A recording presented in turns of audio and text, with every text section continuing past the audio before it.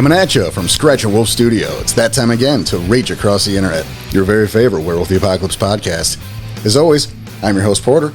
Sitting across from me, it's the man who cannot tell a lie, but doesn't know the truth, Mr. Daniel Tyson. Hey, everybody. And sitting in for our very own Tommy Dixon, who is off on assignment, we have Melissa.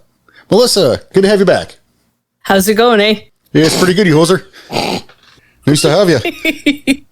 You hoser. That's right.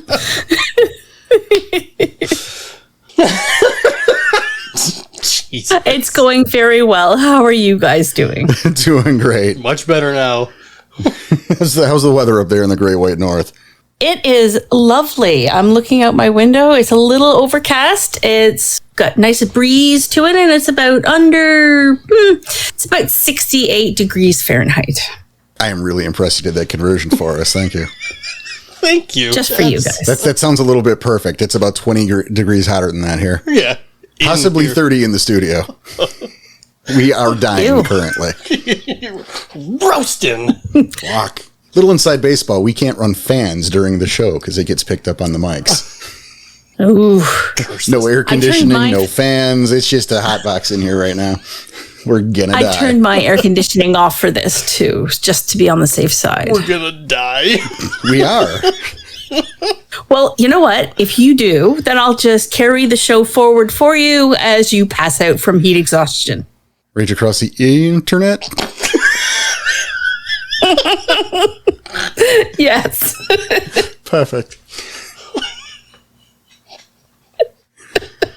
I can't laugh too hard. I'm sweating too much. Oh my god. Oh man. You and Grant gonna take over? It'll be the new. Yeah, it's well, the new pack. I'll make some changes. Obviously, like I'd have to like kick them off and I was just gonna say. replace. Because there is like a serious rivalry going on, and I'm trying to be nice about it, but I want the knife set. Well, that's already over. I was gonna say you just try and take Alpha. Yes. That's already over. I'm gonna be honest with you. I'm gonna tell you true. That knife set was a collection of plastic ones we gathered from various fast food restaurants. I am. It is literally just a garbage bag full of plastic knives. I am so disappointed now. What am I going to do? Take over the pack. Anywho. Grab a bunch of plastic knives and say, look what I won from RAI. No one will question it. It's the same thing. Throw in a straw so they know you're in a band. There we go. Yes. I will do that. Throw in a straw. Oh, I love this show. Oh man, again, I gotta stop laughing so much. He's gonna dehydrate. I'm gonna dehydrate from laughing. Holy crap. Oh, you poor guys. Yeah, everyone loves recording day. Oh yeah. So, talk a little business. We should talk a little business. This is going to be your reminder, because I believe we brought this up last week. Yeah. That the store will be closing soon. We don't have a date yet, because we are in the past. Yeah, we're a few weeks ahead, everybody. Right. So we're at the time we're recording this, we're not prepared for a date, but we will be probably by the time it airs. Maybe. You'll get a date, but the store will be closing. Again, the the economy sucks. People are raising prices. Inflation. It sucks. Yeah, but it was never. It's not about making the money, but at the same time, we don't want to rip anybody off either, and we don't want to lose money. Right.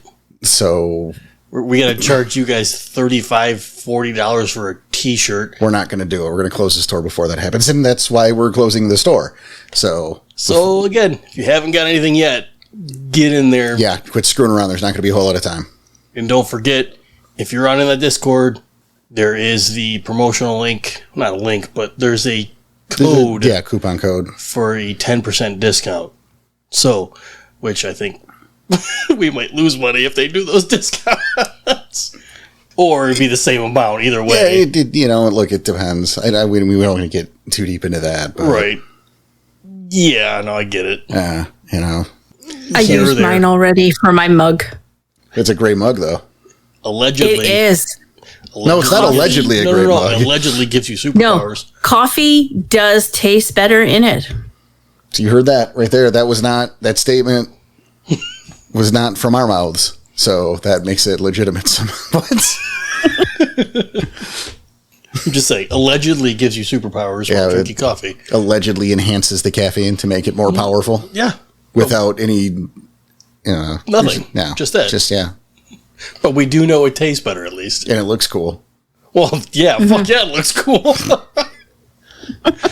Also... It's my go-to mug on a Tuesday. It should be your go-to mug every day. You should just throw all your other mugs out because they're inferior. Oh, I can't. I have Disney mugs. Well, then fine. Just lock them and store them. I mean, yeah, you can just make the display out of them because they're no longer necessary for your coffee drinking needs. They no longer meet your coffee drinking needs, in fact. See? It's beautiful black simple. mug so you don't get coffee stains, right? You don't get those unsightly... Disgusting brown ring in the bottom. Right? Yeah. I mean, you probably do, but you'll never fucking see it, so it looks nice all the time. Oh, no, I just clean it all the time. And it's a large mug. Oh, yeah. If it's the large and the Keurigs. Yeah. So like you can... That's nice. You get the big one, it'll fill it up. It's fine. Yeah, my Keurig likes it. So, yes. Hit that store. There's so much other shit. We just did 5 minutes on the coffee mug. Whatever. Hit the store. Hit the Discord. Get our discount link from the Discord. You can get the Discord link from our website in the forums. We want you to go there. That's why we don't just give it out, because there's other cool shit on the forums. Our website is ragecrosstheinternet.com. .com. Yes. There we go. And I think that's enough. Yeah, it's good enough for now. Yeah. Yep. Make sure you check out the forums. If you somehow jumped the line and snuck into the Discord anyway, go to the forums because you've been cheated. There's some good shit on there. So, there's enough shilling, I guess. Yeah, I feel like we should probably Get to a show. put a show on. What do you guys say? Sure. Maybe. You know, what's funny is last time we had Mel on, we did kind of that little experiment in format, and we're doing it again despite the fact that episode hasn't aired yet by the time of this recording. So maybe people hate it, but we don't care we're doing it again. So we hope you liked it last time, because I feel pretty strongly about it. But, obviously we still want to hear what you guys think. That said, Right. yeah, it is about time to get to it. We have talked about just like a lot of werewolf. I don't know if you know. What? It's literally weeks, multiple weeks, more than 5. More than More than 5 weeks. More than 105. That's also true, but that's still more than 5, so don't sass me. And everything from tribals, which again we'll be redoing that tribal series. It's we're doing our Farah stuff. We did our overviews. We've talked the Umbra. We've talked auspices. And through all of it, there's something we really haven't touched down on much yet. So I thought maybe it's about time we do that, and that is the lupus. Yeah. We talked about, we did the Metis episode. Exactly, but we did not do a lupus one. And do we really do a Hamid one? Because we're all Hamid. Yeah, I think it's completely unnecessary. That's ridiculous. Right. But we are definitely not lupus. That's hopeful. I hope that's true. If someone's got their dog and they got their headphones on their dog, now know what your dog thinks. If you are a wolf and you're listening to this, or you have lupus, either one, make sure to email us in and let us know. Your well-being and the well-being of your pet is very important to us.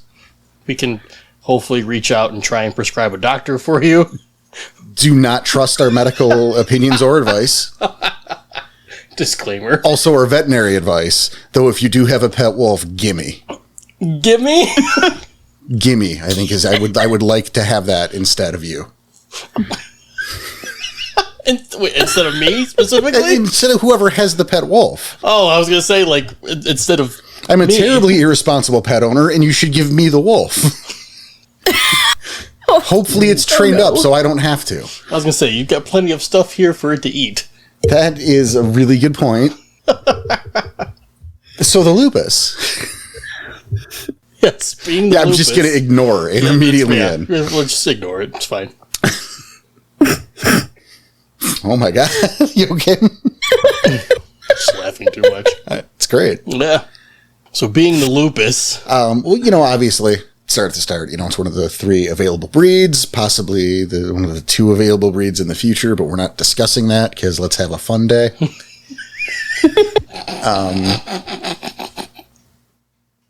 I don't want to use the word controversial because I think that's a bit hyperbolic. But I guess it depends on storyteller. Kinda. Well, I don't. Go ahead, Mo. It can be really tricky as a storyteller, but also as a player to play a lupus because we just don't have that mindset. Yeah. And I mean, as a storyteller, I usually set my stories in and around the city. And having someone come in as a lupus player would alter the direction of my game because you aren't a large dog. You don't look like a large dog. You don't know You that. look. You don't know what I look like. There is a gift that will allow you to look like a dog, but you don't get it at rank 1. It's No, like a rank 2. we were talking personally. gift. It's fine. Yeah, but It's more of like a lion for with me, his mane. it's just you look like a large wolf. Like your character in its breed form looks like a large wolf, and yeah, you couldn't just wander the city pretending to be a puppy. Well, see, I want to stop and you that's there. degrading. I want to stop you there because Sure. you don't. This is fun. I think this is a first here. Oh, yeah. Because, you don't have to run around the city in Lupus because a Lupus Garu is still a Garu. And you still have access to the all 5 forms. Right. And you still have a higher level intelligence that a normal wolf does not. And I think maybe that's a mistake that some players make is they go to Scooby-Doo with it. Yeah, I mean, rat rappings on this row of rot, but this is not the first time that but no, there's, I think, and this feeds into the problem of the lupus, if you will, is that because we don't have that mentality you do, you have the people that will focus on, acting like a puppy or what, how they translate a puppy to be, or they act stupid. Because, it's just a dumb wolf. Wolves don't have intelligence, I mean, I can't tell you what's in the mind of the player per se, but you see trends. Yes. There's also the people who just want to play a Hamid with more Gnosis to start with. Yeah. Oh, I want to play the lupus, but Yeah. like you're not actually playing a lupus. Right. You're still playing the Hamid. Just now you start with more Gnosis. You're just starting with, you're only doing it because Yeah. at the same time, you got to think that any player, doesn't matter what they're picking, most likely going to be spending more time than anything else in their original breed form. Well, Exactly. yes, that should make sense. Although, because we're all people, Yes. you tend to do Hamid because for us it's more convenient. And I think that's Easier to interesting. blend in kind of thing. Well, I mean, obviously that, but I think it's something too that it's a problem in how humans and even Hamid Garu, you going in world, process shit. Like you look at Ways of the Wolf, right? Because really, there's 2 sources. If you're going to look at playing a lupus, you're looking at Changing Ways or you're looking at Ways of the Wolf. Really, that's all you've got. And I'm sure there's little bits and pieces here and there, stuff But like it's in the core book, but but it's little. it's there's nothing specific. I mean, I would call Ways of the Wolf not overly helpful. I was going to say there wasn't very much specific for Ways of the Wolf either. And that, at least at the time, I mean, that was a first edition book, but at the time, that was the source. That was the thing that you picked up to learn how to do it. And it wasn't overly helpful. Right. It's almost a Red Talon tribe book. I mean, a little bit of that is true, yeah. And then, Yeah. but to get back to that, something they bring up is that how the difference in mentality, right? I actually made a note on this because I thought it was interesting. Okay. A typical Hamid, like they'll take their human form to speak with the old man at the gas station, and then maybe like shift a lupus to follow a car to a mansion From there, maybe go to Hispo to leap a fence, and then Glabro to jimmy a locked door, and then Krynos to shatter like a cell, right? Oh, that sounds, yeah. Like that's your progression. But see, like, to parallel that example, Lupus will stay in Lupus form. The entire time. They'll use the senses to track the car in question, then leap over the fence, then use the body mass to burst open the door, you know, in the cell. Like the Lupus doesn't see anything awkward or handicapping in the Lupus form. It retains that shape, not because they're reluctant to shapeshift, but they simply see the Lupus form as adequate for most purposes. Yeah, no, I see that. It's, why do I need to change when I can do all these things already? Right. I don't need to shift a Hammond to talk to this guy. I can just follow the scent. I don't need thumbs to pick a door. I could just fucking ram it open. I don't need to do all this stuff. It's kind of genius. But I mean, it goes to speak to the mentality. Right. Now, someone playing a Lupus player, someone playing a Lupus character, probably wouldn't see that progression because they weren't raised Lupus. So to gain a different mentality on something, it's almost 6 of one, half dozen of the other. Well, I think it's definitely a stretch. It's maybe a test of your ability as a player. Mm-hmm. I know, Melissa, you don't generally allow Lupus. I don't. This is correct? Yeah. Yeah. So as a storyteller, as a storyteller, someone's coming into your game, brand new player, or even maybe some of the veteran players you might, but again, your storyteller. No. Or even the veteran players you won't. Yeah, no. I know my current players pretty well. I play with them. I run for them. If one of them said to me, I want to try out a Lupus, I'm like, mm-mm. Not even an audition. No, because I have seen, I guess what happened, and this wasn't when I was first starting out, but when I was, middle way through my experience as a storyteller, I let somebody I knew very well play a Lupus, and it utterly changed the direction of my game. I couldn't rebalance it very well. And it wasn't that they were irresponsible with it, but it was enough of an experience to make me question why. Even someone you know very personally and someone you know can do a good job in the role-playing aspect of this, it was still not enough for you to be able to let go. Yes, let go. Yeah, because it does change how things, are perceived. A Lupus born, I had one player submit a character sheet with academics, or science, or drive, or no. This is a starting character. This isn't like a rank 2 one. Gone through the rite of passage. This is a rank 1 character, and they submitted it, and I started asking pointed questions. Where did this Lupus learn to drive? And that's how that should go. Let's be clear for all of you beginner storytellers. Where did you learn, how to use a computer? It's Weaver. You're not going to want to touch that. And it wasn't even a glasswalker.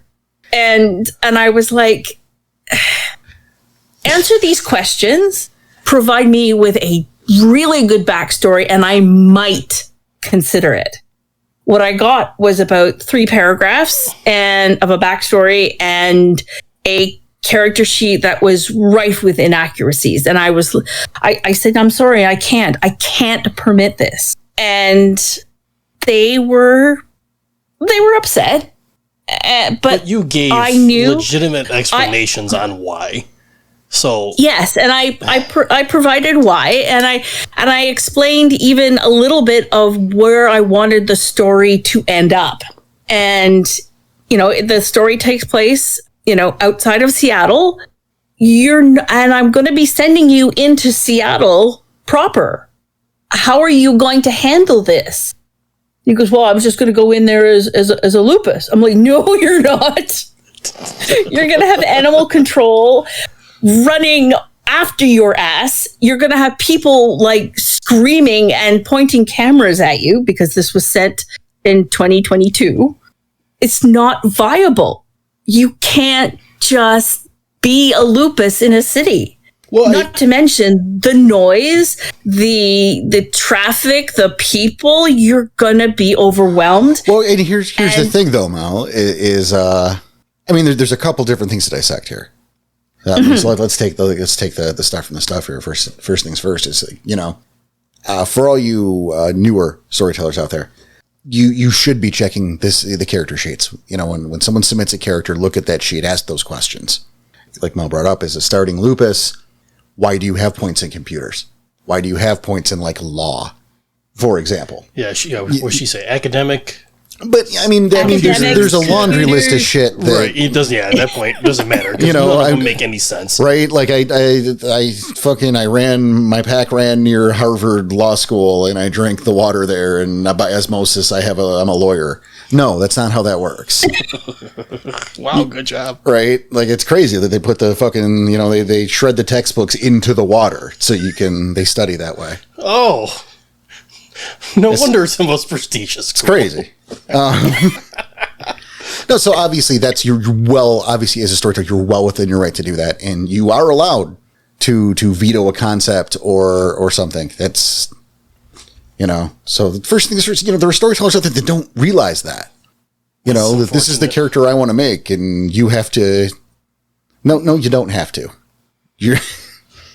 Now, that said, I think, I agree with you on that. But when you talk about the direction of the story or the fact that they have to go into the city, that at that point becomes an in-character problem. Like, there we do disagree because, if he wants to try to enter that city and Lupus, let that shit happen, because that's a lesson for that character and a spot for that character to grow and get better and smarter. But then again, if the player is like, well, I'm just going to go in as Lupus, I think that, again, that speaks to maybe not having the right mentality to play a Lupus. Yeah. Now, correct me if I'm wrong, Melissa, but it sounds more like you were maybe protecting that from going wrong and kind of stopping it from getting any worse before it happened. Yeah. So these were all new players. Well, not new players, but players that brand new characters. Brand new characters, all rank 1, and I had envisioned sort of what I wanted to achieve in the first couple of chapters, and a Lupus would just not fit into that arc that I had. And I explained that that this is my reasoning. And he's like, well, and then I just happened to look down and I'm thinking, well, maybe a glasswalker would work, or a bone gnawer might work, because they're used to a city-based sort of environment. Okay. Yeah, and he wanted to play. He offered me 2 choices that he wanted to play. One was a Wendigo, and I was like, no. And the other one was a Red Talon, and I'm like, absolutely not. Red Talons do not like. I kind of took a glance at the Red Talon tribe book too. They really don't like being in their 2-legged form. They absolutely hate it, and they're going to hate a city even more. And for a tribe that really wants to bring back the culling of the humans, is this really a smart choice for this? And this is what I was asking myself, right? Mm-hmm. Is this really a smart choice? And if I want to keep this player, do I really want to bend that far backwards to have him in my game? And the overall answer, and I even asked my storyteller, Strides, and I said, well, what do you think? Like, what would you do? And he said, hard no. Because there was something about this there were red character flags. It sent up a whole bunch of red flags.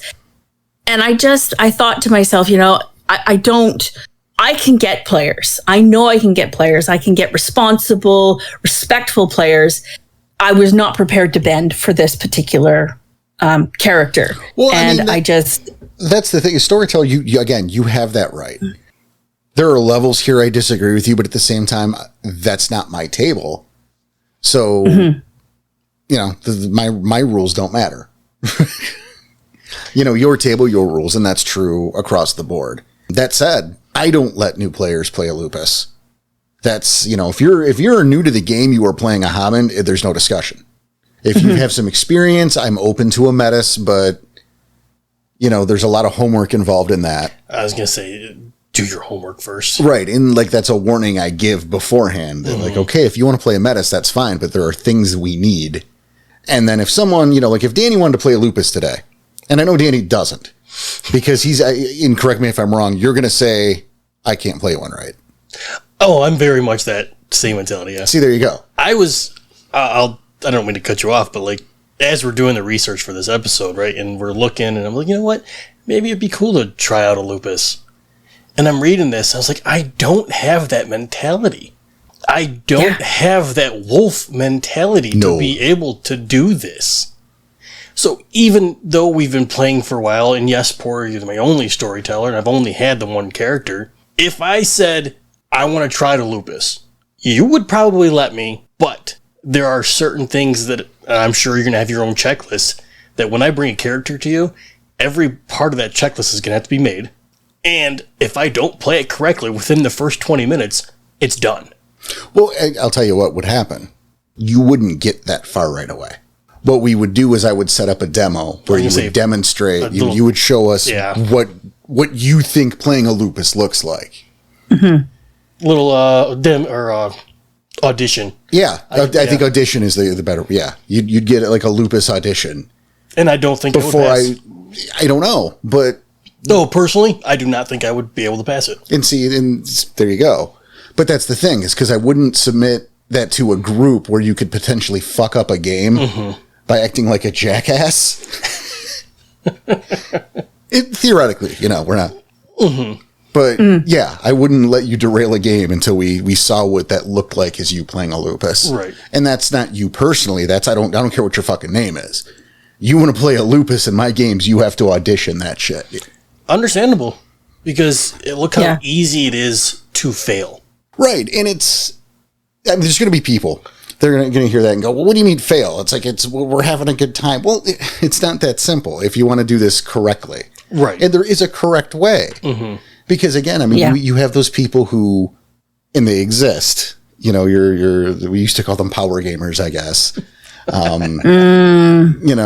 would go Lupus because you start with the most gnosis. And then you're just going to do whatever you want to do. And they just play in Hamid the entire time anyway. Right. So you're playing a Hamid character who just has more gnosis than anybody else. Exactly. Well, now you don't have to spend freebie points on it. So you can afford silver tolerance because your storyteller doesn't have standards and he's going to let that happen. Don't ever let anyone take silver tolerance. That's ridiculous. Also, taint of corruption's a terrible idea, practically. If you're going to allow someone to do it, just give them the freebie points and ignore it entirely. Because it's going to be too much of a pain in the ass for you to deal with. I promise. You're not going to want to. Jesus. Just being a jerk right now. No, that's not saying the ones who do play Lupus are doing it wrong. Because everyone has their own standards. Everyone has their own storyteller. Everyone has their own way of playing. How you play your character is up to you. But there are things. Right. There are things to keep in mind. And sometimes it's little things, sometimes it's big things. It comes from mentality. That's huge. Yeah. It comes from, a Lupus isn't stupid. No. But they have a different frame of reference for the world until the point of their change. Mm-hmm. Changing ways, and I kind of looked at that more so than, I flipped through the Ways of the Wolf, but I really focused on changing ways. And they really talk about what it's like growing up as a Lupus guru. So they start from the point of birth, and then they work through the yearling, and then, what they do after that, and what happens when they come to accept and begin to learn. And one of the things that they mention, and it really does sort of speak to what it means to react to things as a wolf. the lupus find, and they say this, the lupus find emotion, restraint, names, and traditions all very strange. And if they don't understand it, they simply ignore it. And they don't think like the past. They don't think of consequences in the future. They think of the present point. Maybe 5 minutes in the past, but they don't see the causality of things. And that's really hard to get into a player's mindset when they're thinking, okay, what happens if I do this to defeat this foe? And a lupus would say, it's got to go. We have to kill it. End of story. The human or the Homid-born guru would probably think, okay, we would need to look and see if there's cameras. We'd need to look and see if there's people looking and watching. We'd need to look and see what the consequences of our actions would be. The lupus would just instinctively react. And that's a hard mindset to get to a player who just wants to try it out. Well, and I think it's something that's important to point out there is that, of course, the lupus Garu is Garu, and is therefore capable of understanding these concepts and of learning these concepts. I mean, that's a thing, and that would be part of a character's growth. But you're right, is that the ultimate instinct, the initial, would be to not. I look back to the Talon's Tribe book, the revised one, one that I fucking gushed about. We had that show. I love that show. Had a lot of fun with that. But, that it talks a lot about, things like, why, like you mentioned, Melissa, that it's just now. We're not worried about the past is just before. Yep. And the future is just later. Yep. Future's later. But and there's before. We have now. Yeah. And the idea that, why would I lie? Because what's the point of that? You're not gaining anything. Right. The idea of deception is foreign and pointless and stupid to them. Yeah. And these things are important. And again, there's room for change because you are a guy, especially when you're starting out as a starting character. There's room to grow and learn more about the human world. Obviously, you don't know what a fucking television is as a lupus the first time. But, a year into being a Garu, of course you know what a television is. You're not stupid. You just don't care. More than likely. I was going to say, it's probably you don't care, and there are so many things that your human brother, sister, packmate, they're all going to know about because they are Hamid. But as a lupus, that those don't matter right now. Well, and there's won't matter ever. Well, there's also the other side of that too. And I look at hunting in particular. Okay. There's a neat little section in Ways of the Wolf about this. Is it talks about hunting. Like how a prey animal will freeze. Like a deer in headlights. Mm-hmm. And it talks about, like the prey will spot the wolf and they both freeze and assess the situation. And like to the lupus, that's like, it's a mystical exchange. The glance between hunter and prey. There's a mysticism behind it. That's kind of cool. Right. It's like the prey acknowledges the age-old ways of the wild and runs so that the wolf can take chase. More often than not, it says that if a prey doesn't run, the wolf will just move on. There's a sacred covenant between the hunter and the hunted. They have to run so that the wolf can earn the kill.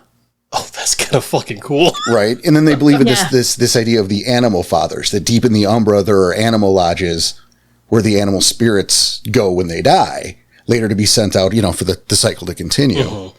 And that if a hunter offends that prey somehow or breaks that little pact, the animal father will withhold spirits from returning to the realm and the animals will slowly die out. Oh. Now, the truth of that, who knows? We can shrug. I think that's neat. No, it's very cool. But, obviously a Hamid would have no idea of this protocol. No. And so just won't acknowledge the chase and will just hunt the thing. I mean, that's offensive to the lupus. Yeah. It's really cool to think about. Yeah. Like it's the Hamids not understanding the laws of the wild, the laws of nature. And like it's...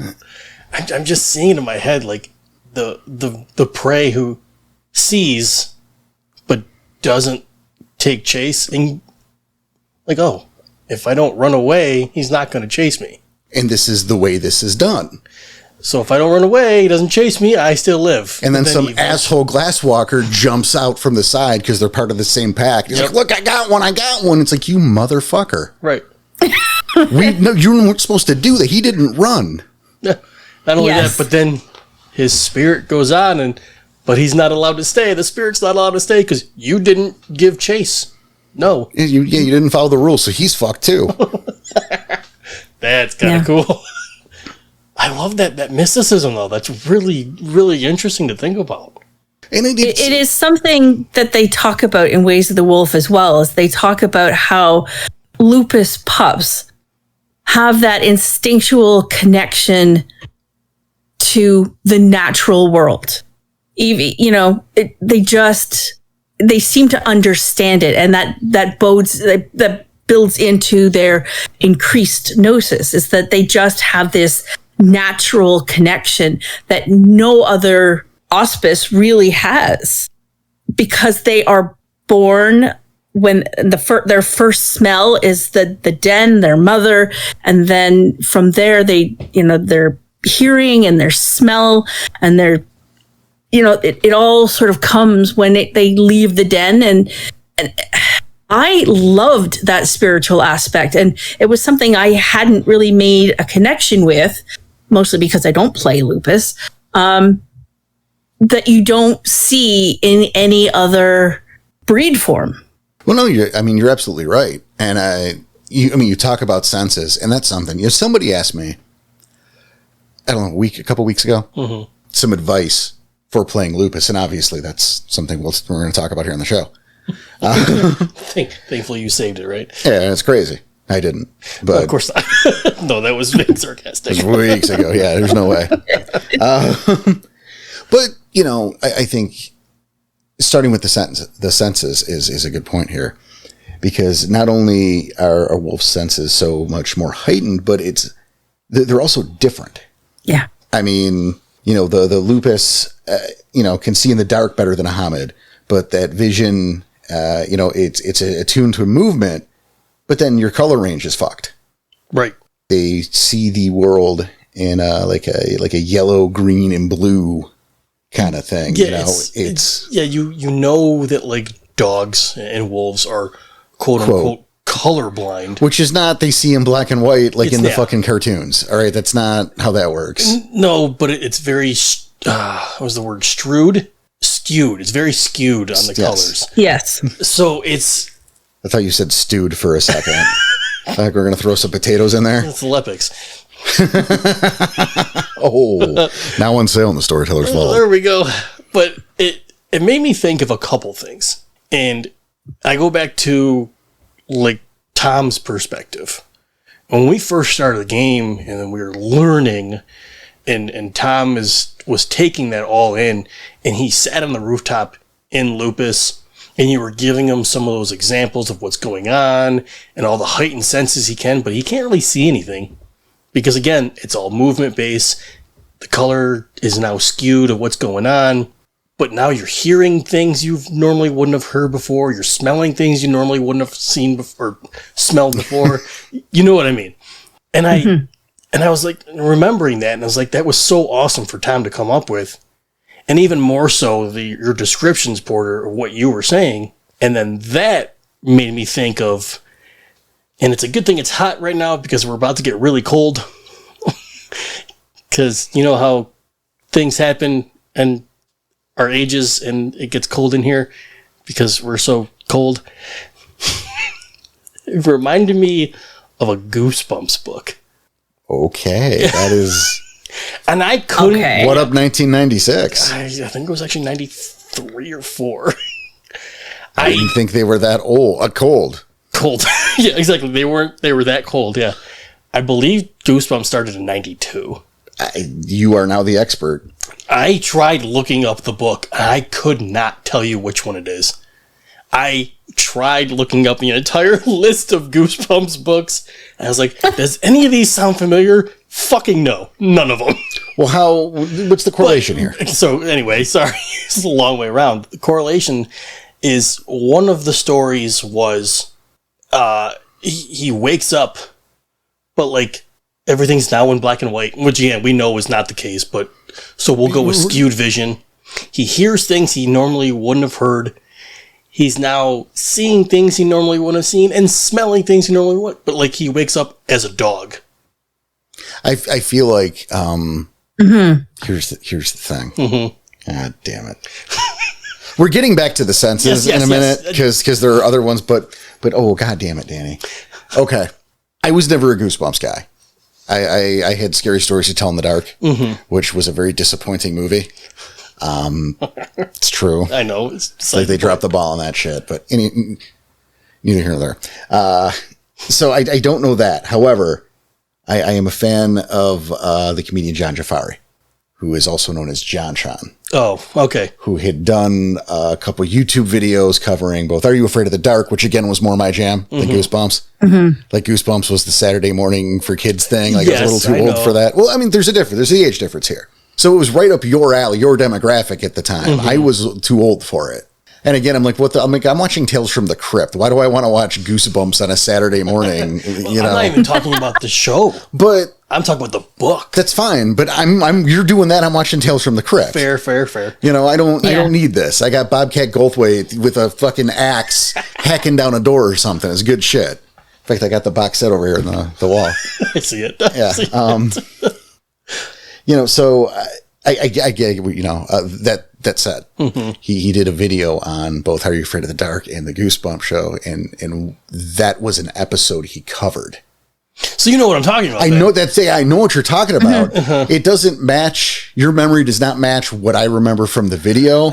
But this is again 90 fucking No, exactly. But there is I think there is a 0% chance that, what is it, R.L. Stine? Yes, that R.L. Stine wrote 2 different stories about a kid turning into a dog. I find that probably impossible. So I'm going to go out on a limb and say that this is the same story. Yeah. About Larry the drummer or whatever who turned into a dog. Yeah, whatever the case. I just remember like parts of it, like he can't find his mother, or he finally finds her, like, I need to tell her it's me. So he keeps saying stuff, but all she's hearing is barking. You know what? I'm going to put that video on and you're going to laugh your ass off. Oh, great. Can't wait. And then he goes, I'll write my signature. No one's got my signature. No one writes and has the same writing style as I do. But it's a dog. And it's just a paw. Yeah, it was just like a paw in ink, because that's hilarious. Like, you know what? I'm the only person she ever knows who likes liver and onion wurst or whatever. Wurst? Yeah. Not liverwurst? Liverwurst and onions. Yeah, fuck off. So I'll eat this. But it's like, it's a dog, and they'll eat anything. So none of that works. Oh my god. You know what my fucking point is. Yes, but I'm having fun. I know. Yes. It's fine. That's what it reminded me of. First, it reminded me of Tom, and then you went the opposite way of it. Yeah, and then you have that dog who's learning these things, like, but he still has that human mentality that he's not a human anymore. That's not how this goes. And you just kind of you want to reverse that, which, yeah. My daughter was really into Goosebumps. Now, obviously, she was born in 2001. So, come on. Yeah. So she read them after the fact. Easy where she is. But, but I was the same as you, Porter. I didn't watch Goosebumps. I was watching Crypt and those sort of stories. But so now we know how cold it is in here. Yeah, back to that's just irksome that there are people that were born, like 2001. What is that? How dare you?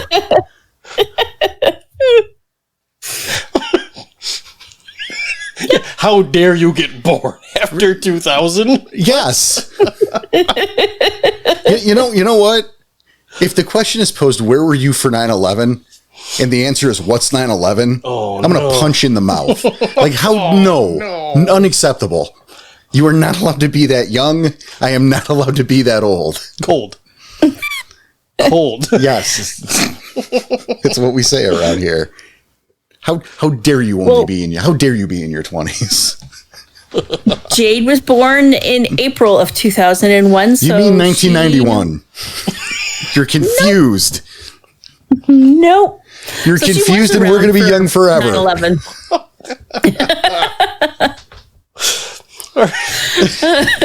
So back to the wolf mentality here.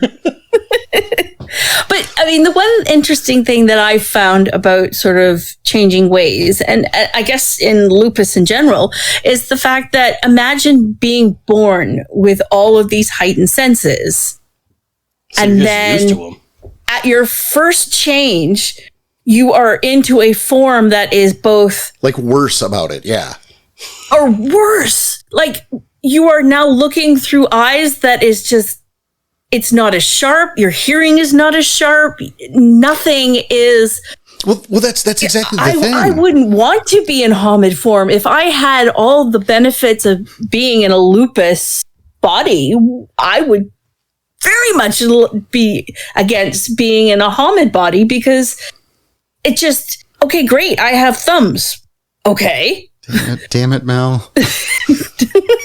What?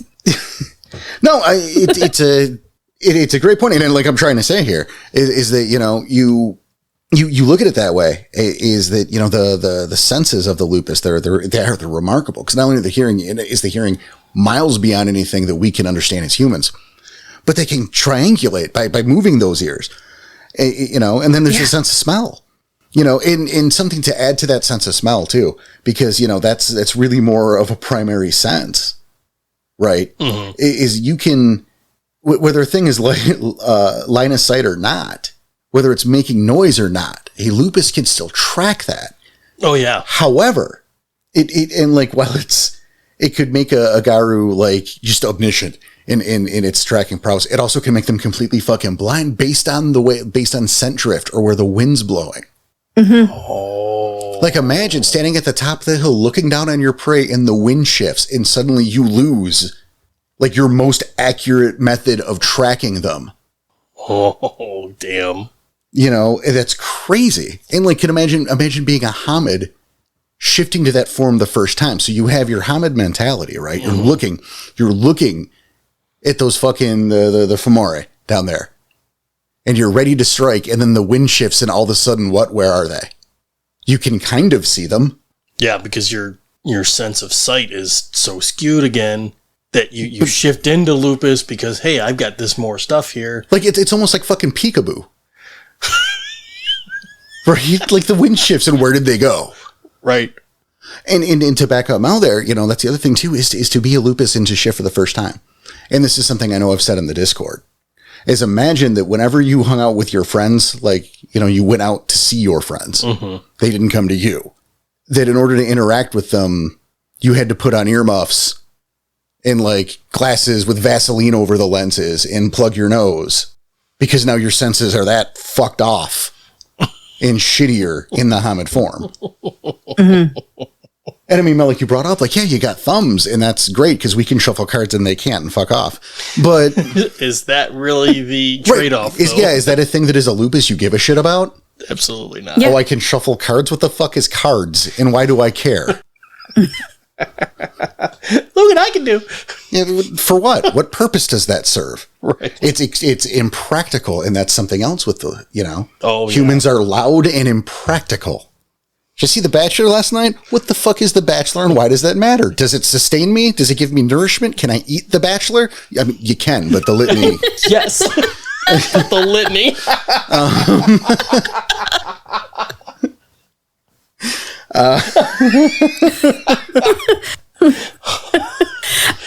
That was one of the things that came up. That just happened. That's one of the things that came up when I was reading through all this stuff that kind of really interested me, is that the hardest thing for lupus to accept in Guru society is the punishment, because wolf justice is swift. Also my favorite show. They don't stand around. They don't deliberate. They don't have trials. They don't talk about it. They just deal with it.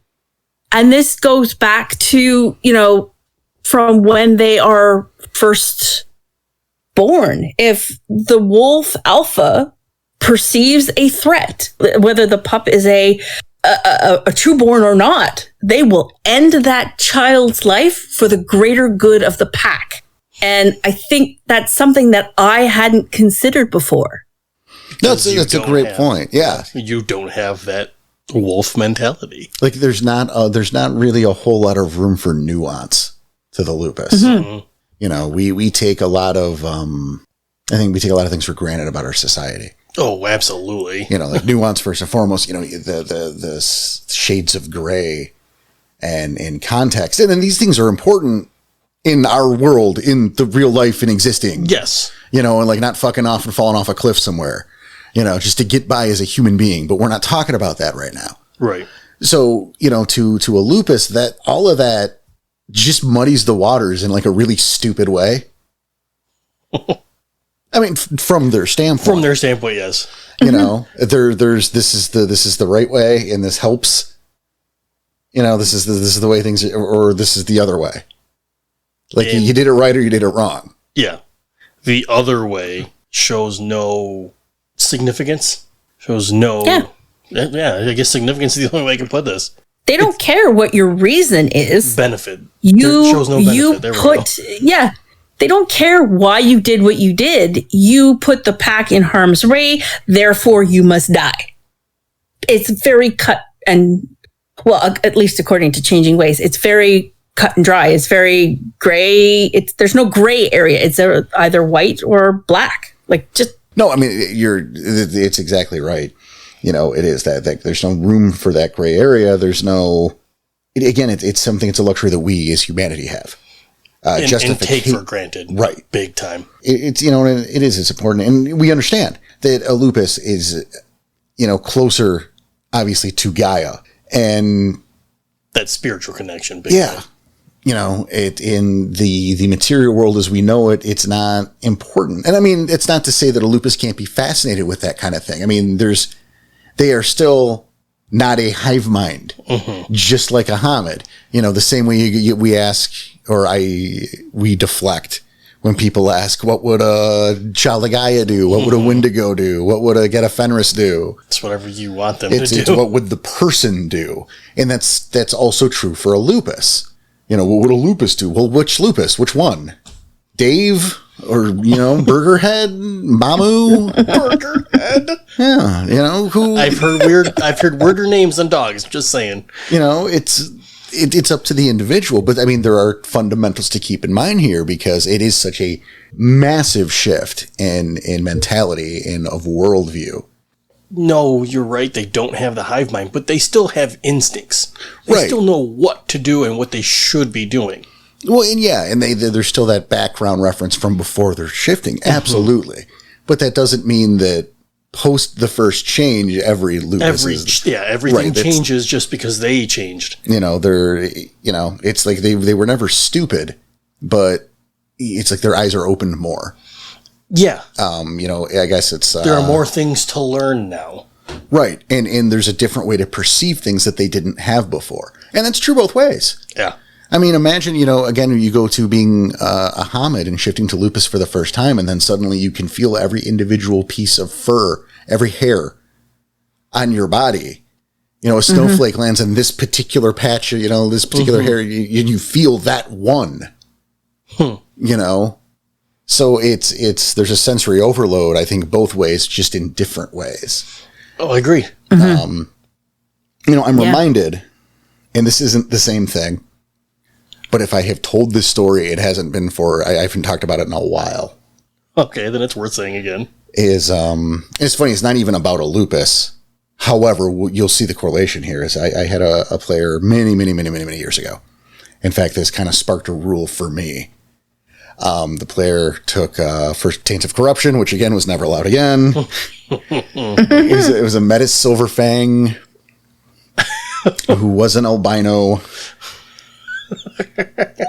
I was still in high school when this happened. I want to make this clear. Okay, This was a long time ago. I was going to say, I see your face in the frustration already. Yeah, and again, we learn things, and look, Yep. your mistakes will be made early on. But the premise for this character is that it was a Silverfang Metis who was being taken out to the woods to be murdered because the Silverfang don't have Metis. Okay. He doesn't exist. Gotcha. So we got to get rid of the evidence. I saw where you're going with it. Right. When he is, I guess, picked up, rescued, perhaps might be the term, by a vampire who said, "Wouldn't this make a neat gift for my child? It will be like a puppy, but an exotic one." Oh my God. So he counted his way back to his child's house. That's with an E. That's like the, you know. And he's like, "Happy unbirthday," or whatever. Oh, I remember the story now. Yeah. And so this little Krynos baby gets locked in a library and kept as a pet for the next 18 years. Oof. So according to this backstory. Yep, I remember this now. Yeah. This little baby Krynos grew up treated literally as a pet, like a dog. Was named Fluffy. The character had massively high intelligence. According to the backstory, taught himself how to read and write, which does not make sense. No. Again, teenager. Right. No, So this was allowed.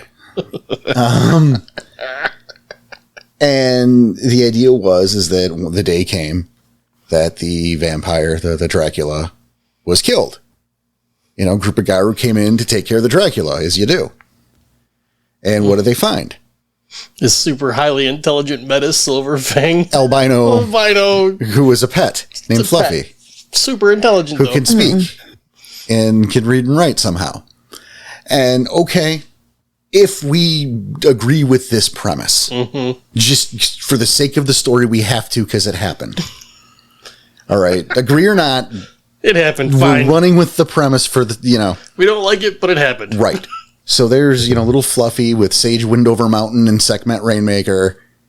And Sage Windover Mountain's going, "Oh, we got to take care of him. He's a lost cub. We got to do our duty to Gaia. He's one of Gaia's children, blah, blah, blah. He's a Garu. We need the help. Here's all the reasons that we shouldn't just murder this thing. Have some compassion, Sekhmet, you monster." Fine. Right. Cliff notes. Yeah, that's really... I'm hoping people will find enjoyment in this story. And if not, well, thanks for listening to the podcast. Just hang in there. So, but that character should have no frame of reference for fucking anything at any point. Ever. Right. I don't care if somehow you did learn to read and write. Yeah, just because you know how to read and write doesn't mean you know what any of that fucking means. Right. Because you know the word CAR means car doesn't mean you've ever fucking seen one. So the first time that you walk out into the street and you see a car, you should shit yourself. What is happening? Everything is a nightmare and a miracle all at once because you've never seen anything but books and bookshelves. Possibly the California Raisins rapping about how you should check those books out too, but I do not know his whole life story. 2 scoops, baby. Wow. Yeah. My point here is that it's similar in that one respect to a Lupus, in which there's context that was, yes, and that was not available before, that, you know, you may have understood that there were, and I don't want to say metal monsters zooming metal creatures running down this weird knot grass. Cause I mean, I think that seems a bit too stupid to me. Mm-hmm. But you probably had no idea that there were humans inside those things. Okay, yeah. And you certainly you probably didn't know that they needed gas or that there was air in the tires or what tires were. You're going to learn that shit real quick. But there's a level of, oh, I didn't know that, because why would you think to know that? Because you've never seen this shit before or up close or in the context of someone who isn't, that it's not just invading your fucking way of life or your area. Yeah. Yeah. We have lost contact with Danny. Oh, I just thought of something else again. Sorry. Just don't share with the class there, buddy. Was it Blast from the Past with Brendan Fraser? Oh, yeah, no, you can't say that. Oh, God, that's funny, but you can't say it. And we'll just leave it there. It doesn't matter. It was funny, and he doesn't know anything. And we'll leave it at that. We can just, he doesn't know anything, and he learns real quick. That's enough I can say. Yeah, because Blast from the Past, that's the movie where like Brendan Fraser's locked in the bunker. Yeah, he grows up in the bunker, Yes. and all he knows is what he's It was like a 1950s, and then he comes out and it's like 1990, and Pauly Shore's everywhere. He's like, yeah, buddy. Pauly Shore's everywhere. And like, how do you make that transition from Eddie Haskell to Pauly Shore? I mean, that's just a fucking nightmare. It's like one day you're asking about Wally and the Beeb, and the next day you're wheezing the juice, buddy.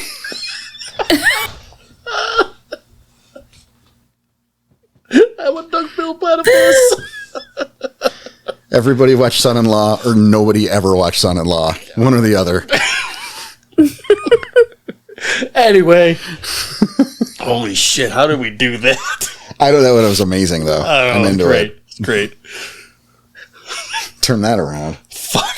The show saved everybody. I'm lost again. Oh, it's beautiful. Beautiful. Yep. 10 out of 10. No, but we go back to the mentality, though. I think, we talked about the lack of gray area. Mm-hmm. But I think I want to touch on the lack of social graces, too. Okay. Because, again, there's that level of this is unnecessary shit. It's very much. Right, and it's not of their world. Right. To Ahmed, it's extremely necessary. How else are you supposed to, I don't want to say gain ranks, but like push forward? Well, I mean, just basic shit like table manners. Right. Whereas Wolf, like, who gives a shit? Right, like which fork is what? And I mean, that's a little... Maybe two on the nose? Maybe a little too much, but at the same time, like, is something like, tact isn't something a Lupus Garu is going to specialize in. Mm-hmm. He's not going to see the point in it. I think if you want to use parallels to other Pulp Fiction, or other pop culture, not Pulp Fiction. I don't see a Pulp Fiction one here, but... Not yet. Not yet. We might, who knows? We know where I'm thinking. Anyway... you look at pop culture, I would look at, like something like Buffy the Vampire Slayer with characters like Cordelia. Okay. Or later Anya, where these were characters that just didn't have that level of social. They would say the shit. Because they didn't know any better? It's not that they didn't know any better. They just didn't give a shit. Mm. I think there was the line at one point is, I say the stuff you people are thinking. There's value in that. Mm-hmm. I remember that. It's been so fucking long since I've seen any of those. Oh, yeah. But there it is. Like we as people will hold back for fear of offending somebody or that it's not polite. Mm-hmm. And those aren't things that are relevant to being a wolf. Right. They don't have that filter. Right. They could learn it. Certainly they could in time, but why? Because it's not necessary right now. Again, to quote, again, Buffy the Vampire Slayer, and the same thing is, have you ever attacked? That's just saying stuff. It's just not saying true stuff. Mm-hmm. I think was the quote. Okay. Having tact is just not saying true stuff. So, okay. So if you're playing that Lupus, maybe, show some lack of tact. Maybe not be concerned about how someone's feeling, not because you're a dick, but because that's not... It's not important. Right. It's not relevant. It's not apparent that I should be concerned with how someone will react to the truth versus what the truth is. Right. It's the truth. I said it. What's the problem? Right. You want to go another way, and I think you'll appreciate this one, Melissa. You look at the Little Mermaid. Yay! I knew you'd like that. Where she's at the table, like when she got her fins fucked off and she got legs, and she's sitting at the table and combing her hair with a fork like an idiot. Yeah. Because the seagull told her. That's an amazing... I love so much about how I phrase that. It's all true. That's why I'm laughing. Well, no, it's perfectly true. And I mean, in any sort of situation like that, not to, drag on the Disney references, but I mean, where there is sort of something brand new, something brand new where you have to adjust your way of thinking. The Lupus aren't keen to adjust. They will if they really absolutely have to, but 9 times out of 10, they just won't because it doesn't make sense to them. Yeah, if it's not completely necessary to do so, they're just not. They're just not. And that's something that Changing Ways sort of brings up, is that some of the greatest sort of conflict between, say, Hamid-born mentors and the Lupus pups that come in to be trained is this sort of, when they try to teach them, tact or etiquette or, guru society, and the Lupus are just like, why? And that sort of thing. Well, it's just because that's how it's done. The Lupus is going to be like, no, it's not, and ignore it. And that can be a really frustrating experience for both parties. Yeah, I was going to say anybody involved. I think to add to that, and I'm enjoying this kind of that I got brewing here, is that idea of that Hamid mentor teaching a Lupus, but teaching them wrong. And when I say wrong, I don't mean like pointing to a table and go, that's a chair, we eat these. I don't mean like that. I don't mean like this is going to be a funny trick, like I'm a good ragabash, or a real asshole of a ragabash. Or just a real asshole. Right. I mean, there can be fun with that too. Oh, I'm sure. But no, what I'm getting at is teaching the wrong shit in terms of priority. Like imagine, right? And we'll go with a more modern day setting. Sure. Okay. Imagine, you have your Fianna or whatever, we'll just say Fianna for the sake of argument. The Hamid teaching the Lupus going, okay, well here, this is humanity. And here, this is how a cell phone works. Here's a cell phone. Here's Facebook, because I was born Hamid. And that's so what they social media is important to me. So you need to know. No, you don't. No. The Lupus is like, what the fuck is the internet and who cares? Yeah. What good is this doing me to help the fight of the worm? Right. But you could see that, from a Hamid perspective, what humans today value versus what's useful to a Garu. Mm-hmm. And then you add the Lupus level to it. And, here's Instacart. What? I don't know what Instacart is. Okay. I don't need that information. I sure as hell ain't a Lupus Garu. Mm-hmm. The level, and again, you don't want to say intelligence, because they do. They have a higher intelligence being Garu. Yeah, they're on paper just as smart as any other Garu near them. Right. And not only brain damage and whatnot aside. Brain damage aside. Not only that level of intelligence, but their lifespan too, but kind of different point. But the level of intelligence, it's just on a different spectrum almost. Mm-hmm. It's and obviously only Porter can see my hand motions here, but like you have this column here is the level of intelligence. It's like up to his eyes.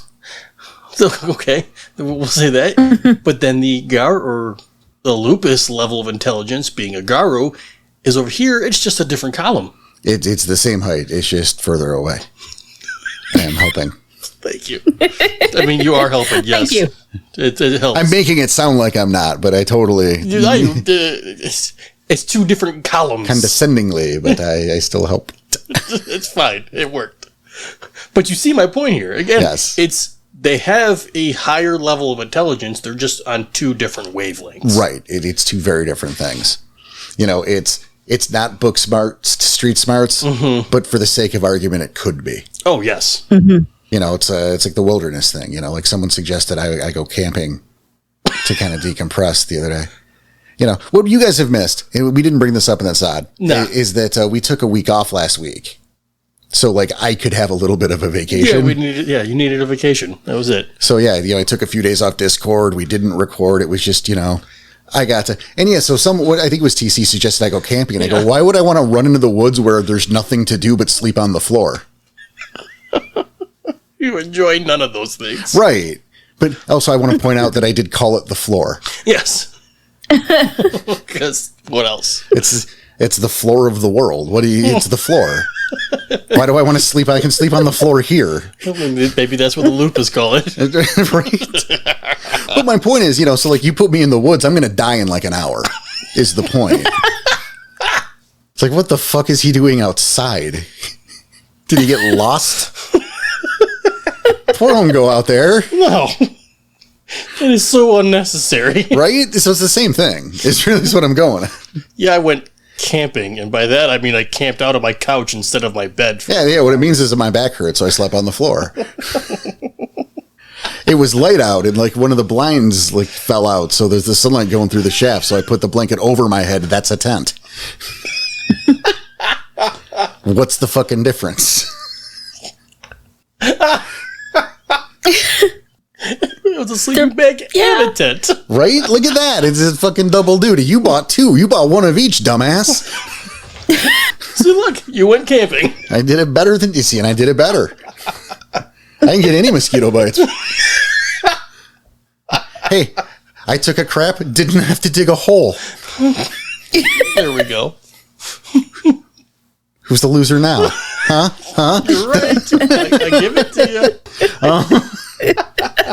But I mean, jokes aside, there it is, though. It's the different type, of expertise of worldview. Very much. It's yeah. Also, that was a lot of fun, so you guys are welcome for that. Good job. That'd be pretty fun. Danny's he wiped a couple tears away. That was pretty amazing. Because I kind of had an idea that was going to come up. And when I saw someone, he's like, you should go camping. It's like, oh, you got to be kidding me. Right. Have you met Porter? Do you not know this? My God. Yeah, I went camping. But I didn't leave my house. It's the same thing. I slept on the floor. Oh, shit. Let me catch my breath. It's just the same problem I have with hunting, honestly.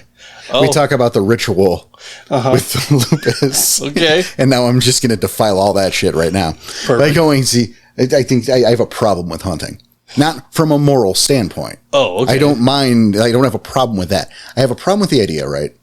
That you're like, hey, you want to go hunting? And I'm like, I have to go now, right? For whatever reason. Sure.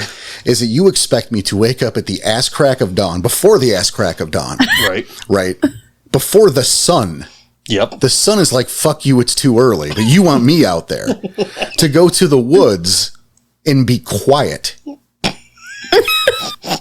Right. I'm just supposed to sit there and shut the fuck up. Yep.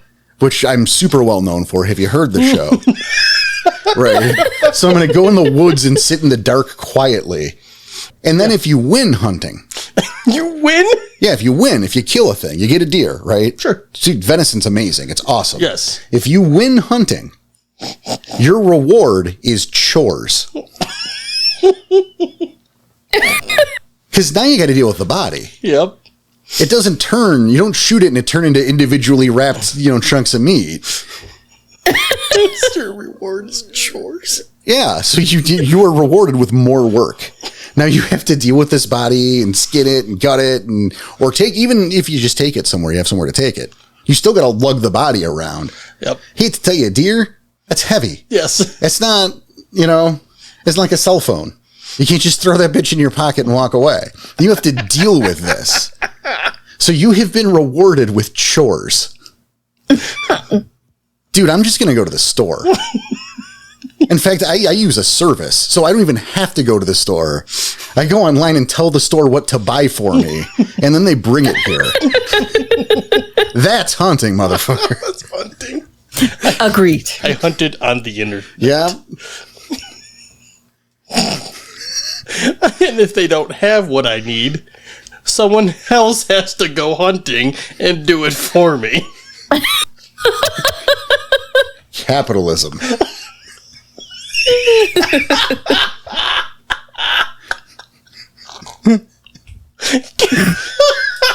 That's my sacred ritual, goddammit. Oh, shit. Just go online and say, buy me this. Go fetch. Fetch. That's the service you buy? Not sponsored by Shipped. But, however, they did fuck up my order recently and gave me a free year because I was mad.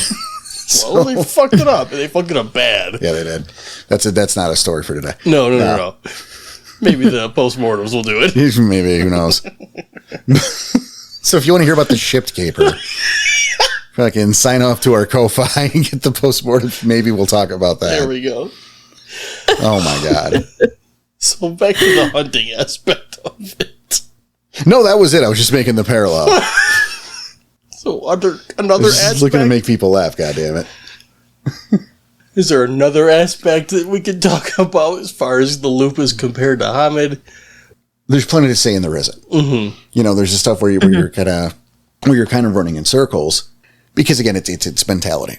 Mm-hmm. You know, I think, and we go back. I will go back. You know, again to tips about things to do as a lupus. You know, make sure again, don't act stupid.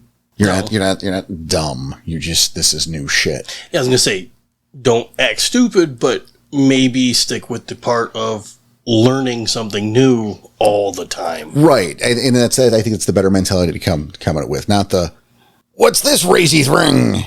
Instead of that, I can't not do a bad Scooby-Doo impression when we do this. I know, it's the way to do it. The fact that we've only done 2 so far is already crazy. It's remarkable restraint for us, frankly. Which normally lupus don't have. So, hey, look at that. Hey, look at that. That's more advice. I look back to our, it's going to be a couple weeks, but to a particular Farrah episode where we kept making a joke and then mid-episode pointed out that the joke wasn't funny. We just couldn't stop doing it. You're welcome, Melissa. Yeah, you'll hear that next week. But like in our time, you'll hear that next week, Melissa. So let me ask you this then, Porter, because you're an experienced storyteller. Yes, ma'am. Would you rather do a lupus only campaign or a mixed breed? So you have maybe a Metis, maybe a Hamid, and a lupus. What would be easier for a storyteller who wanted to do that sort of thing? That's an interesting question. Yeah, that'd be tough because now you have to, the players themselves have to be able to do this, and you have to be able to trust them. Well, I'm going to just assume that the players are capable of everything. Yeah, you have to assume that everybody's capable of doing exactly what they're supposed to do, and that they've listened to this fantastic podcast, and they know. Yeah, as everyone should. Everyone should. Like even if you don't like werewolves, and they've done their groceries. research. And they've done they their might research. like hunting or camping. Yeah. And they might like camping and hunting. See, it's a show for you. We can do it all here. No, that's actually, it's a really good question, Mel. And yes, of course, in this case, you have to grant the premise that everyone is capable of doing what they're doing. Okay. Because otherwise the variables in this all fucking falls apart. For me, I think I would rather do the lupus, a strict lupus game. And funnily enough, I wouldn't do this in the real world, but running with this scenario, because this would be a fun experiment for me. Because if everyone is lupus, I can write exclusively through that lens. That's what I was thinking. With a mixed pack, that's fine because at that point the onus is on the player, where I am presenting the world and it's up to them to filter it. But if everyone's a lupus, I can filter it, and that's a fun challenge for me. Mm-hmm. That's exactly what I was thinking you were gonna say.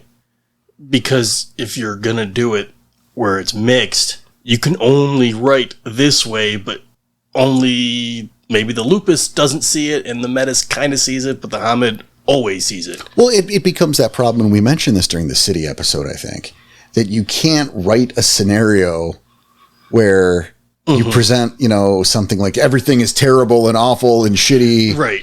And I think the quote was you like feces. Or yeah, like yeah.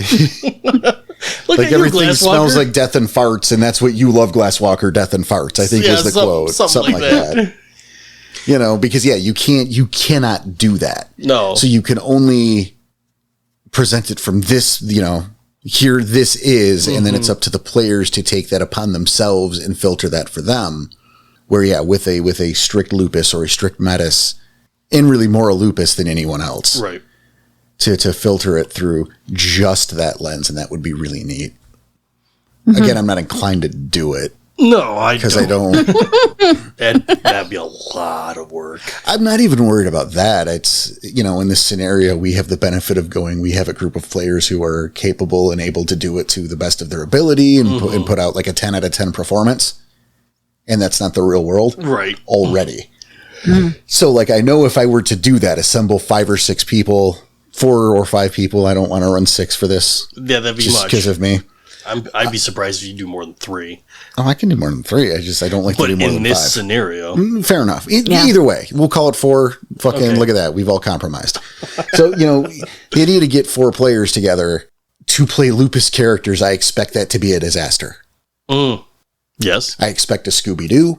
I expect a Hamid pretending. I'm going to expect certain things that I would not allow normally if we were going to do that. So I wouldn't do it in the real world, but it's the hypothetical. That's what I would do. I think it's pretty fair. And again, compromise. Right. At least one Scooby-Doo. Maybe also a Scrappy-Doo. Oh, boy. Oh, God. Let me at him. Oh, it's a good point, because that's there, too. Goddamn. It's all but dogs, I mean, man. no, we make, oh, fuck off. That's not, I'm going to put that running gag down immediately. But I mean, we laugh about the Scooby-Doo, but I mean, no, there's the archetype there that, yes. That talking, I'm going to play a talking dog, and that's not, you wrong. It's already wrong. Yeah, already wrong. Yeah. My past sort of storyline that I had for my players, they were up against a pack of Lupus Guru who were packed under Griffin. And I had to play the NPCs. And I thought to myself, okay, I could do the stupid, talk where, refer to things as 2 legs, 4 legs. And I'm like, so I just said to my players, I said, I'm not going to waste your time by trying to dance around the Lupus language. You understand wolf speak. They're speaking in wolf speak. They are not speaking in any other tongue other than wolf speech. And this is what they're saying. And it made it a much better experience, I think, for the players. And I think that's the one thing that irritates me is people who try to talk like a wolf and they use phrasing and it's just, oh no, please don't. Well, see, you're not doing anyone a benefit. See, again, I'm going to disagree with you there. And I think that said, that's a kind of a your mileage may vary scenario because there's not like a core book of how to quote talk like a wolf. Talk like a wolf. Right. Like, I'm doing the air quotes here while I'm saying it, but because in to use another example, and I've actually got 2 separate ones here, and Danny, you get to be my backup on this shit. I think I already know what you're about to say. Well, I'm going to start the one that you're not expecting. Okay. I think is, one of the main elders in their home sept is Kasai Moonwalker. She's an Uctena Philodex. Yeah, she is Lupus. And they have seen her in Hamid like twice fucking ever. Yeah, and I remember it was super jarring for you guys the first time. The first time I was like, what the fuck? Like, they're like, who the fuck is this? Yeah. I describe her. They're like, who's this asshole? Yep. Who's this fucker in Arcanian? Why are they allowing her to sit in Kasai's spot? Right, and she walks up and she's like, you two. They're like, oh my God, that's Kasai. Yeah. But I Why always. What the fuck is she in Hamid for? Right. But like you did, Melissa, I always just translated Hamid. Yes. Or rather translated wolf speak, excuse me. They can understand it. You know, she's going to sound how she sounds, you know, because that's how you do that. Right. You still used her voice. Right. But it was just translating because, yeah, you're fluent in it because instinctually you know what that is. The other version, and this is the one I think Danny was expecting. Probably. Yeah. Is in our last chronicle, Shadows and Tall Trees. Danny actually had his character Jaeger had to deal with a pack of red talons in a red talon cairn. Yep. He had to speak to the elders. It was, in fact, a visiting elder in his pack. Which in your game was a rank 6. Right, yeah. Yeah. Yeah. It's a significantly big deal. Scratch Eye. Yep. Yes. In his pack, Hecklefang and Ape Hanger. Ape Hanger. That last one's a verb. He's a Philodox. So awesome. I like Hecklefang, too. Who was the Ragabash? Of course. I like that name for a Ragabash. Anyway, in a great moment, and this goes back to the not stupid thing. Right. Because, and credit to Danny / Jaeger, but Danny, right, is they had a long trek to this cairn. And I mean, this is normally postmortem shit, but this ain't going to be in a postmortem for 2 fucking years. It's going to be a while. Yeah.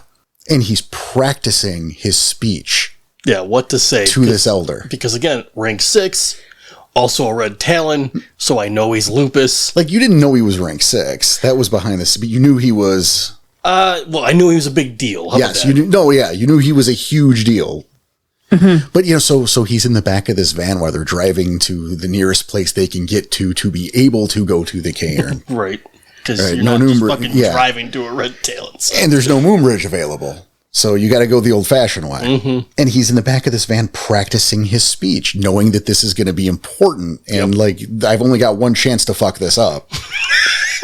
I'm not going to be like, let me start over, sir. You mean like one chance to not fuck it up? No, you don't. No, Nope. you have one chance to fuck Like, it if you fuck it up, that's it. Yep.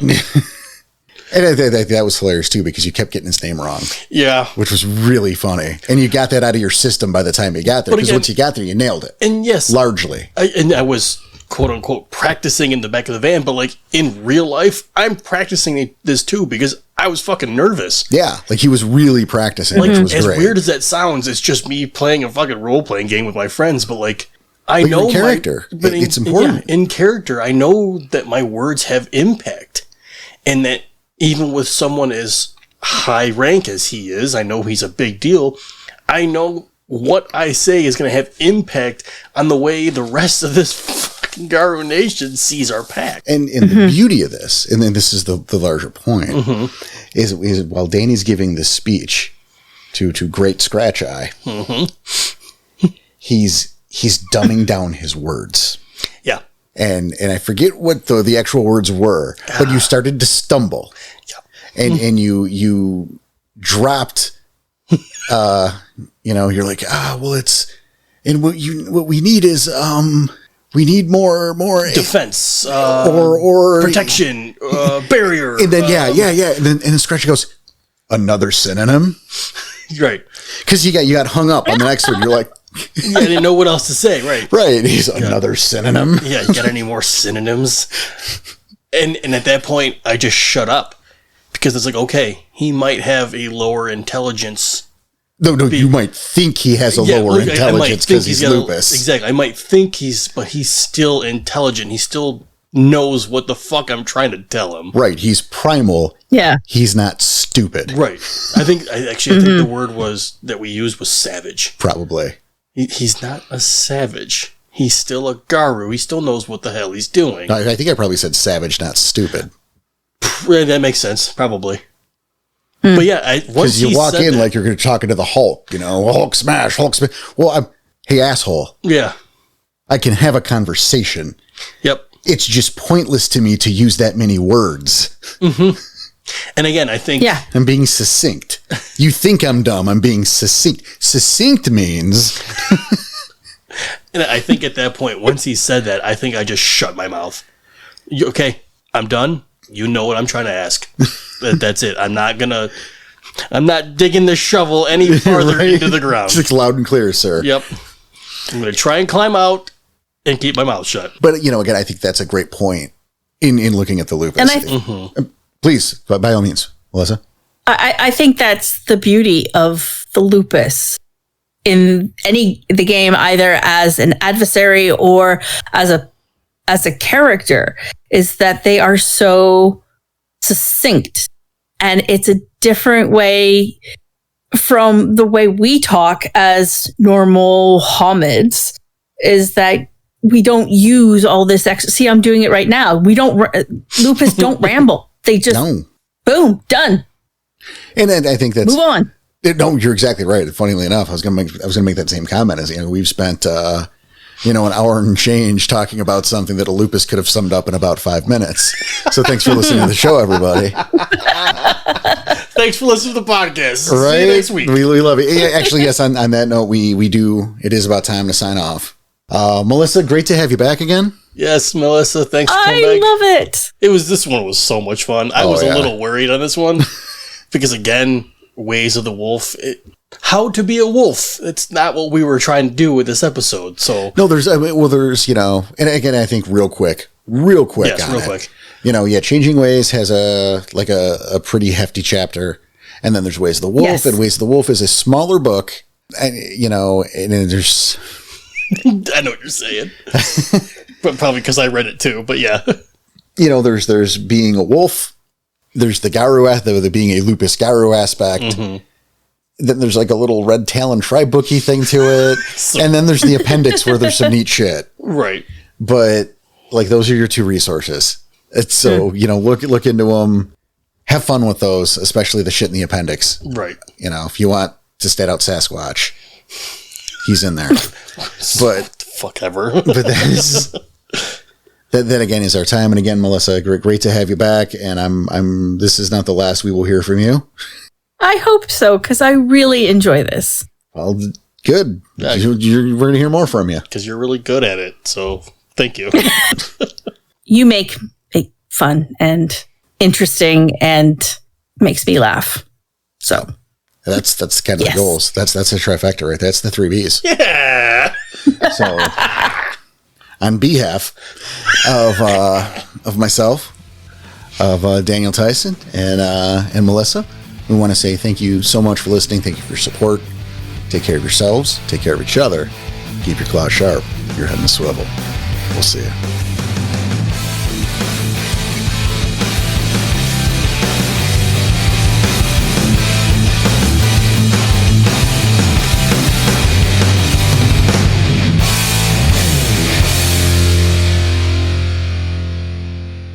It will be like a puppy, but an exotic one. Oh my God.